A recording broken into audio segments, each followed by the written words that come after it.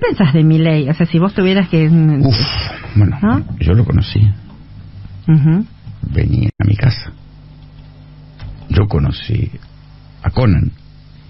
¿Conociste a Conan? Yo conocí a Conan. Vivo. Vivo. Claro. Sí. Yo vivo en Almagro, Milei vivía en las Torres del Abasto. ¿Sí? Él era un economista. Trabajaba a la vuelta del canal, en la Corporación América. Claro. Trabajó en América hace 20 años. Claro, lógico. Entonces, la verdad es que él empieza a venir como economista al canal antes incluso de que gane Macri. Sí. Y la verdad es que por eso te digo el minuto a minuto, el tipo medía. Ahora tenía momentos en los cuales no medía, por eso él se obsesiona mucho con cuánto mide sus cadenas nacionales. Sí. ¿Sí? Porque es un producto de televisión. Sí, claro. Sí.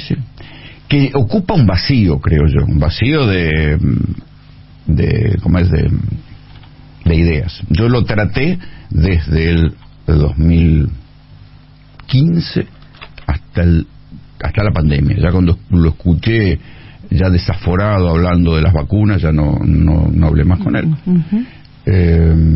Y después lo entrevisté una vez en la campaña electoral, correctamente, y nada más. ¿Qué te quiero decir? Nunca me pareció una persona ávida por el dinero. Sí, me pareció siempre un mesiánico, pero no una persona ávida por el dinero. ¿No? O sea, lo de Libra no creo que él el que lo hizo. No creo que lo haya hecho por dinero. ¿Sí? Creo que lo hizo por soberbia o porque alguien le dijo, firma acá o mandate tweet o lo que sea. Pero no creo que lo haya hecho por dinero. No lo mueve a él el dinero, sino que lo mueve es el mesianismo, ¿no? Es decir, bueno, yo estoy más allá de los demás. Y las cosas que me cuenta gente después es que él se ha agarrado de algunas cosas que han abonado su mesianismo, ¿no? Por ejemplo, la cuestión esta de estas citas bíblicas y todo esto. Una fuente que estaba con él en tiempos de pandemia. ¿Se acuerdan que en la pandemia había los que violaban la cuestión de si se podía salir o no? Entre otras cosas eran también los judíos ortodoxos. Sí. Entonces, Milei y experta hacían campaña con megáfonos en las plazas contra el cierre de la economía y qué sé yo. Y en una de estas giras se topan con gente de la ortodoxia judía en el barrio de Once. Entonces lo invitan a pasar al templo, qué sé yo, y ahí es donde la gente que estaba escucha la frase que le dicen a él: vos sos Moisés. O sea, y a partir de ahí él empieza recurrente, a veces dice que él es Moisés, a veces dice que la hermana es Moisés, pero esta cosa que él es Moisés, que va a guiar al pueblo esa cosa mesiánica. Bien, entonces por eso digo, eso le abona la cuestión mesiánica, ¿no? Y esta cosa que ahora se sabe, porque incluso se han publicado libros sobre la cosa que Karina cree que intermedia con animales y traduce mensaje del más allá y qué sé yo. También ya existía entonces. Es más, tuvieron una pelea durísima con Espert por el nombre de la Libertad Avanza o Avanza Libertad, y gente que estaba ahí en esa mesa me dice no, que Karina se había plantado que tenía que hacer la Libertad Avanza porque ella había recibido un mensaje, anda a saber quién, que le decía que tenía que hacer la Libertad Avanza. Con lo cual, a mí me parece que nosotros todavía no entendemos, porque siempre es muy difícil demostrar el componente mesiánico, que todos los políticos lo tienen, solo que en este caso está exacerbado. Sí, o es un problema de salud mental. Por cuando vos no distinguís, ¿no?, una política pública de una... Bueno, problema de salud mental, digamos, para sentarse ahí en ese sillón tenés que tener algunos problemas de salud mental. Sí. Si no, miralo a Alberto. Es verdad. Sí, pero me refiero después a está bien lo que decís, pero en el sentido de discernir una política de Estado de una destrucción, ¿no? O sea, la motosierra como símbolo de destrucción. Y la otra cosa es que él era una persona... Una cosa es gobernar mal, como Alberto, ¿no? O gobernar mal, claramente. Y otra cosa, o presentarte como un gobierno peronista y no serlo. Y otra cosa es tener este nivel de ruptura con las reglas democráticas. No, y con el Estado. Y con el Estado, porque, claro. O sea, la encarnación de la democracia es el Estado. Entonces, esta idea de que hay que romper el Estado... Es romper la democracia. Es romper la democracia porque además siempre hagamos una línea de tiempo, volvamos hacia atrás. Cuando gana Pinochet, Milton Friedman... y otro de los próceres de Milei van a Chile y dice que bueno, que la democracia, la libertad económica es incompatible con la democracia. Exacto. Entonces, de ahí para acá ya entendemos hacia dónde va. Pero él políticamente era una persona de formación endeble. En términos políticos, cuando lo decimos nosotros, cuando hacemos ciencias políticas en la facultad de sociales. De formación política. Es decir, cuando claro. Yo tenía discusiones con él. ¿Y en términos económicos? Pero yo tenía discusiones con él donde él decía no, porque son todos comunistas. Entonces le decía, hermano, no podés decir que la renta es comunista. Dejemos, esto es poco serio. Claro. En todo caso, si vos querés distinguirte de los otros, podés decir que son estatistas. Pero tengo que ir a una tanda, ahora volvemos, pero te digo esto, y él es un capitalista sin consumo, ponele. Un capitalismo donde destroza el consumo. Hoy por hoy es un capitalismo de timba, donde solo se hace plata con plata. Me acabas de tirar un título. Capitalismo de timba. Ahí volvemos. Este hilo que estábamos hablando, de este momento, de este tiempo, de ¿cómo decías vos? Este capitalismo de timba. De timba.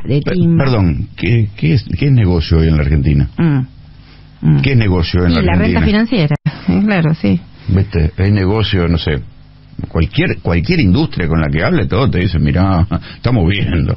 Ninguno, se supone que era un gobierno que venía a ser capitalismo friendly, y sin embargo no hay negocio nada en la Argentina. Ni un kiosco hasta una fábrica de autos, todo está en crisis. Ahora, esta ecuación de naturalizar lo que está ocurriendo, ¿no?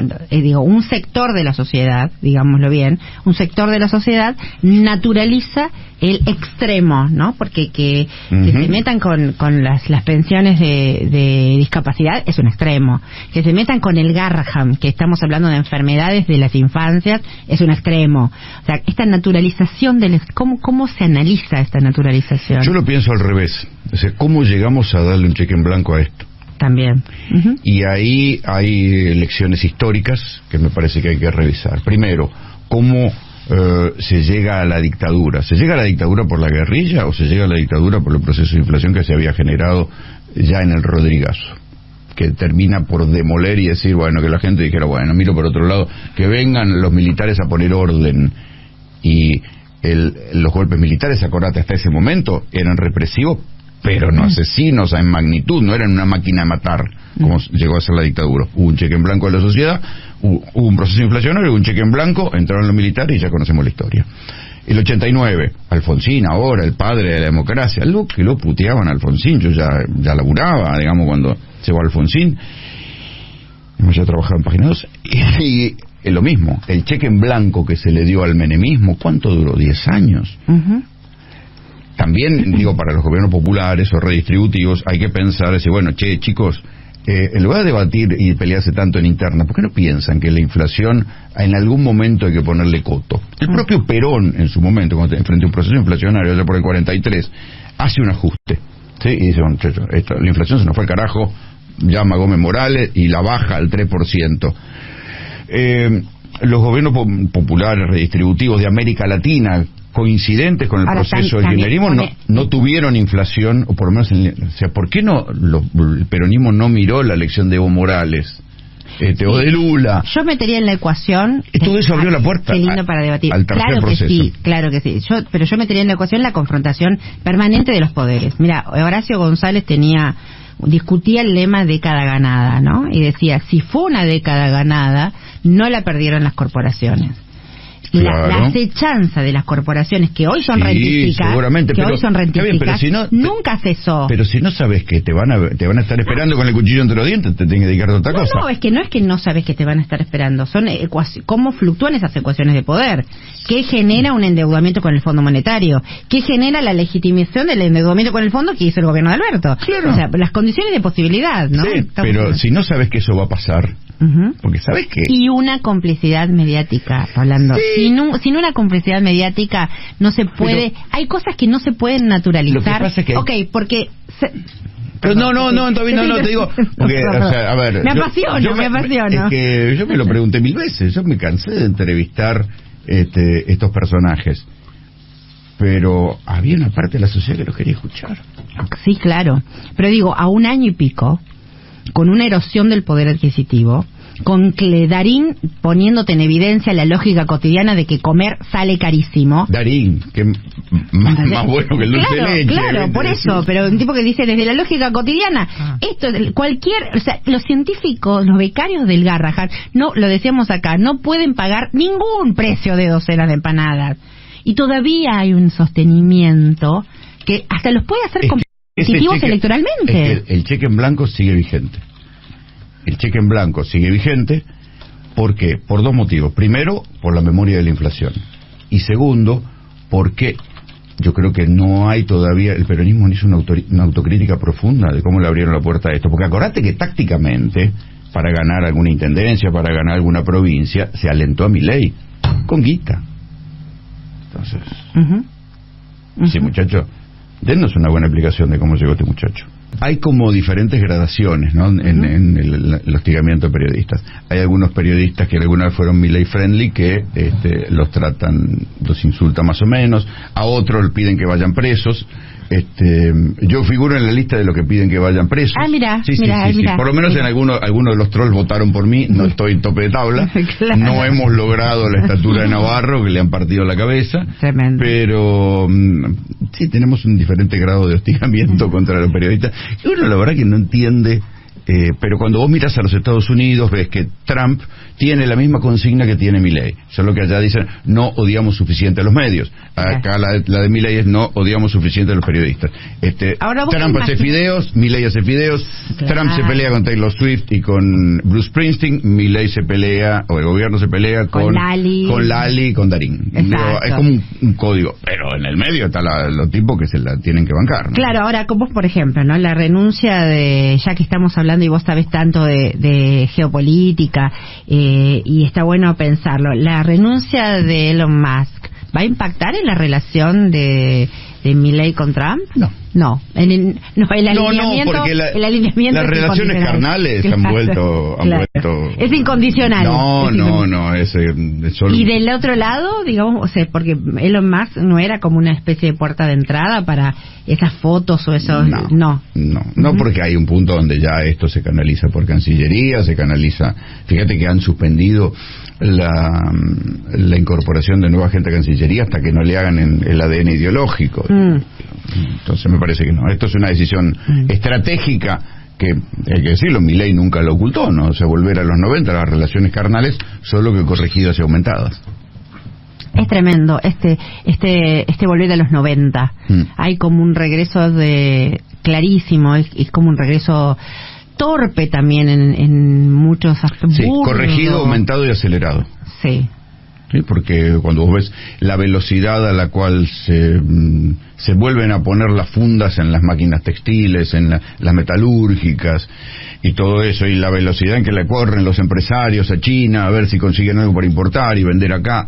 Y esto tardó un tiempo en los 90, tardó por lo menos 2-3 años. Acá se hizo todo en 1 año y medio y estamos esperando cuál es el próximo capítulo.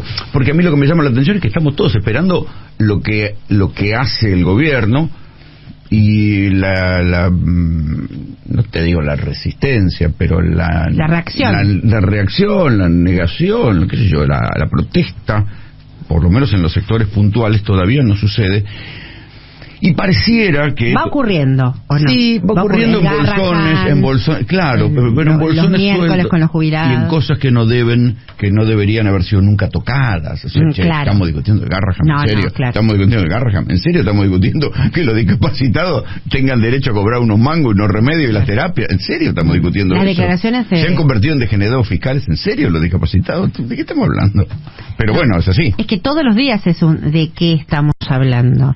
Esta frase que que vos iniciabas recién, que decían no odian lo suficiente, dicho en boca de un presidente, porque no es que el periodismo, por poner un sector, y porque estamos hablando, podríamos hablar de cualquier sector, ¿no? Pero no es que el periodismo no haya sufrido ataques en estos 40 y pico años de democracia. El macrismo fue muy duro con el periodismo, lo puedo decir en carne propia, pero este nivel de aceleración del odio y de la habilitación de las violencias es lo que nos hace... Que no va solo contra el peronismo, sino que va contra cosas que eran indudables en la Argentina.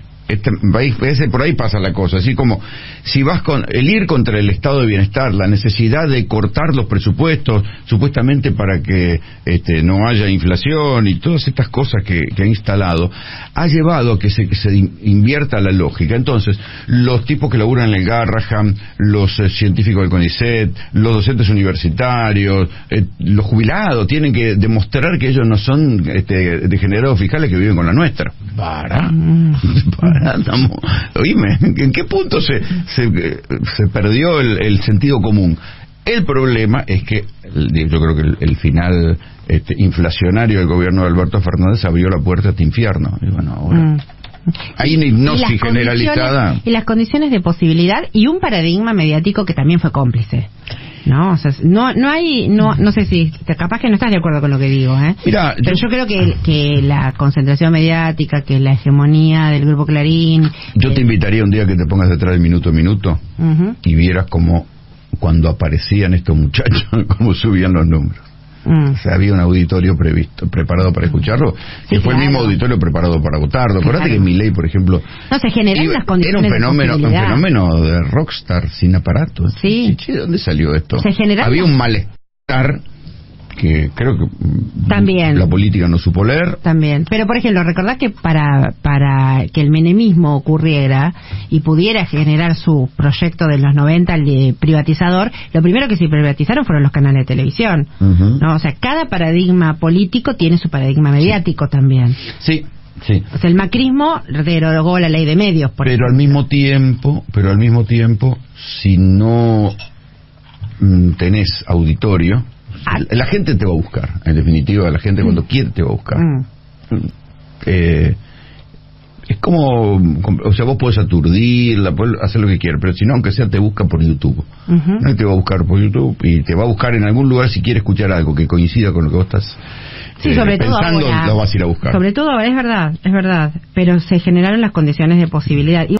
¿Y ahora qué hacemos? Rajemos. Rolando Graña, gracias por este rato con la M750. Venite otro día.